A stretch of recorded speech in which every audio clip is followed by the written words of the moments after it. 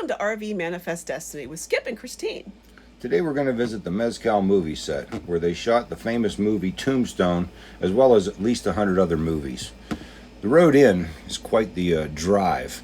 You come off of a dirt road onto a dirt road, and you drive for just about a mile to actually reach the movie set itself.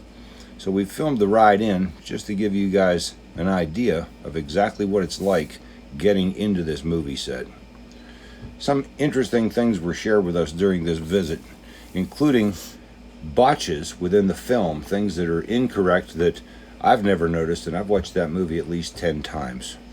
The nice thing is the guides that gave us the tour are either extras in these movies, they're stuntmen, they've worked on a lot of these movies, and they've been part of this movie set for a lot of years. So they had a lot of interesting stories to share with us. So this movie set was actually bought by the Karchner family, who also owns Karchner Caverns and several thousand acres in this part of Arizona. While we were there, they were actually constructing a corral of sorts for an upcoming movie that is going to be based on karate matches. We thought that was pretty interesting considering it is a Wild West film set. So the versatility is amazing. I will say before we get into showing you some of the buildings, this film set is very old. And they gave us a story about buildings beginning to tilt one way or the other and having to shore them up. Some of the buildings have fallen down, and of course this has been reused since Tombstone, so some of the buildings don't look as they did in the movie. So upon arriving at the movie set, this is the first building that you see. The next couple of views are the town as it stands today. Several of these buildings are actually closed, and as you can see, and I mentioned earlier, some of these buildings are in pretty bad shape. Some of them actually from the movie don't exist anymore.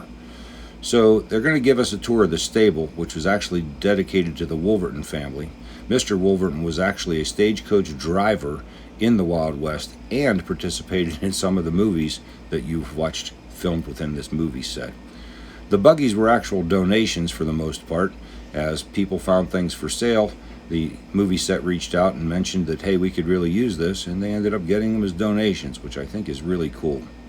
So as we take a look at the stable from the outside and we exit, we step into the Earp houses.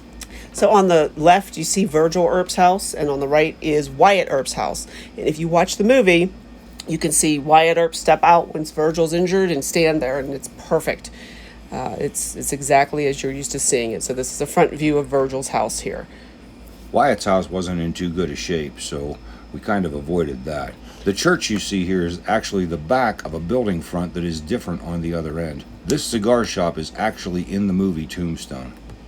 From the cigar shop, the view of the town's a little different because we're a little further down the street.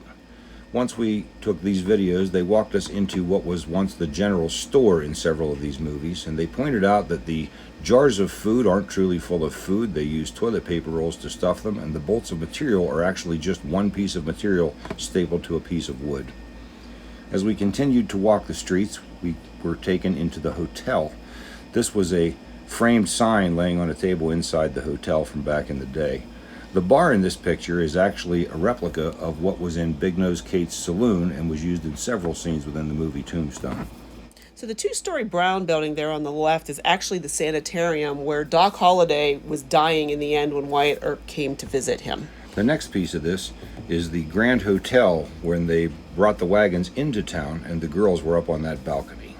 So as we continued our walk through town, these are the buildings as they are today. Keep in mind they were painted and named differently within the Tombstone movie, but they were used. This in the Tombstone movie was actually the Oriental. It still stands on the outside as it appeared then. We turned down the alley and we began to approach the OK Corral. Walking into the OK Corral, the building on the left is where Josie was having her pictures taken and Ike shot out through the glass. The barrel that Ike pulled his head out of is actually at the corner of that building for the movie. The man pointed out to us that that scene took 3 days and $100,000 worth of candy glass because the blanks were causing the windows to actually break. It's hard to see, but if you look closely, right beside the tree, you can see the OK that is at the top of the OK Corral. This is the sheriff's office on the outside that's been used in several movies, including this one. And within that building were several of the wanted posters that were actually used and glued to the wall in some of the scenes from Tombstone and again with other movies. This jail cell is not actually within that sheriff's office. It's in another building completely. And as you can tell, I didn't behave, and they put me in jail. This poster is actual laws that existed back in the 1800s when this would have actually occurred.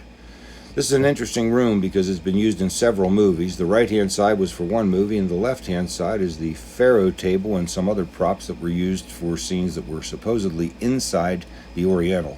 The actual bar from the Tombstone movie had been removed. This is actual money that was used for those sets, and me sitting at the faro table being told, "You're in my seat."